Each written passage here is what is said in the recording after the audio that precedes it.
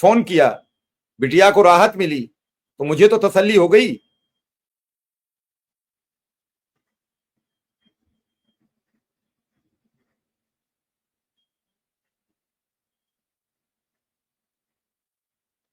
ये संवेदना सबके मन में जागृत होनी चाहिए। और फिर मैं कह रहा हूं कि संयुक्त तो हो जाइए। मुख्यमंत्री पूरे प्रदेश की और देश की जनता से कहते हैं, एक रहोगे तो नेक रहोगे, कटोगे तो बटोगे। ये शिक्षा मित्र अनुदेशक कब लागू करेंगे, कब लागू करेंगे? मैं उन प्रिंसिपल साहब की बात सुन के हैरान रह गया कि वो शिक्षा मित्र हैं, नौकरी करते हैं, 10,000 रुपये तनख्वाह मिलती है और बिटिया की फीस नहीं भर पाते हैं। उन्हें ये नहीं मालूम कि उस गरीब पर कितने खर्चे हैं। शायद उसके 6 बेटियां हैं और उन्हें लग रहा है कि वो 10,000 पाता है तो फीस क्यों नहीं देता है। हमें ये भी सुझाव दे रहे थे कि लोगों को बिल्कुल नहीं मिलता है, उनके बच्चे कैसे पढ़ेंगे, आप इतनी बात कह रहे हो। ये सब चीजें बड़ी गंभीर हैं। लोगों के मन में टीस उठती है, पीड़ा है।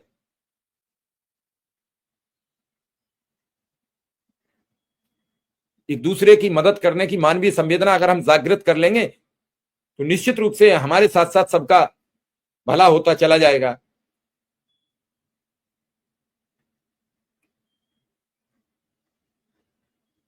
आज कुछ बड़ा भी उत्तर प्रदेश में होने वाला था, जिसको लेकर चीफ सेक्रेटरी तक छुट्टी पर चले गए हैं। कई आज बड़े अधिकारियों की कुर्सी हिल रही थी, कई का ट्रांसफर पोस्टिंग नए हो रहे हैं, नए अधिकारियों के जरिए काम होगा। ये संदेश केंद्र सरकार तक पहुंच गया है कि राज्य सरकार के कर्मचारी, राज्य सरकार के लोग, राज्य सरकार के मंत्री जनहित के काम नहीं करते हैं। अगर ये जनहित के काम सरकार के द्वारा नहीं किए गए तो ये 69,000 शिक्षा मित्र, अनुदेशक, रसोईया और अन्य लोग सरकार को रोक देंगे, बनने से रह जाएगी। मुख्य सचिव जी इससे नाराज होकर अनिश्चितकालीन छुट्टी पर चले आए और दिल्ली आ गए हैं। हालांकि संदेश यह है कि उनका स्वास्थ्य बिगड़ गया है, दिल्ली में आके स्वास्थ्य लाभ ले रहे हैं। और इस समय जो अपर प्रमुख सचिव बेसिक शिक्षा हैं दीपक कुमार जी, उन पर चीफ सेक्रेटरी का चार्ज है, यानी मुख्य सचिव की भूमिका में भी वही है। देखना यह है कि आखिर ये गोल गोल घुमाकर जो भ्रमित चीजें समझाएंगे, ये कौन लोग थे कि ये फलाना करता है, ये ऐसा है, ये वैसा है। अरे भैया, यही तो वोट करते हैं, यही आपको सपोर्ट करते हैं। और सारे लोगों ने जब आपको वोट दिया तो आप सत्ता में आए, और सत्ता में आए तो जनता आपसे सवाल कर रही है कि साहब हमने आपको वोट किया था, हमें हमारे अधिकार दीजिए, तो आप इधर उधर की बात घुमा रहे हो। ये सब चीजें बड़ी गंभीर हैं और इस गंभीरता को एक एक व्यक्ति को सुनना और समझना पड़ेगा। अगर सुनोगे समझोगे नहीं तो काम नहीं चलेगा। और निश्चित रूप से इन सब के लिए आप नैतिक जिम्मेदार हो। आज हर व्यक्ति अपने अधिकार, अपने काम,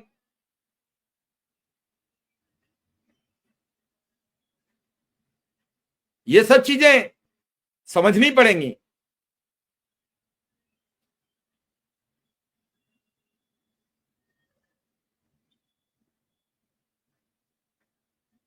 तो जवाब दे ही तय होना चाहिए किसी के ऊपर। कोई मान लीजिए हेल्थ कार्ड के लिए जनवरी का आदेश है, जनवरी से लेकर अब तक कई लोग इलाज के अभाव में मर गए। क्या अधिकारियों की जिम्मेदारी नहीं थी, अगर मुख्यमंत्री ने ऐलान कर दिया तो उसे जमीन पर उतारें? क्यों नहीं मिला?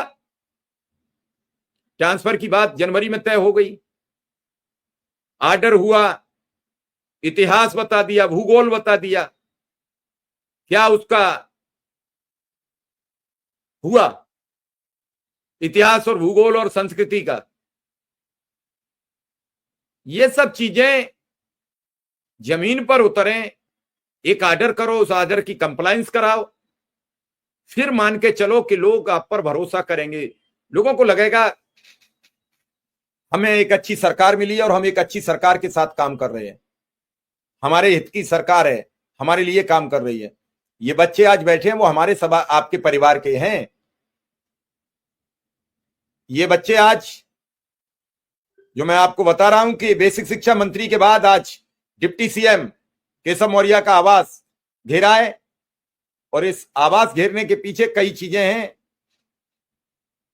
इस बार 69,000 शिक्षक भर्ती में शामिल आरक्षित वर्ग के अभ्यर्थियों ने मंगलवार को प्रदेश के उप मुख्यमंत्री केशव प्रसाद मौर्य के आवास का घेराव किया है। सुप्रीम कोर्ट में सुनवाई न होने से ये अभ्यर्थी नाराज हैं। इसी को लेकर केशव प्रसाद के घर के सामने धरने पर बैठे हैं। अभ्यर्थी यहां जोरदार नारेबाजी कर रहे हैं। मौके पर भारी पुलिस बल तैनात है और इस तैनाती में बहुत कुछ समझ में आ रहा है। अभ्यर्थी कह रहे हैं केशव चाचा न्याय दो, लेकिन इस सब के बीच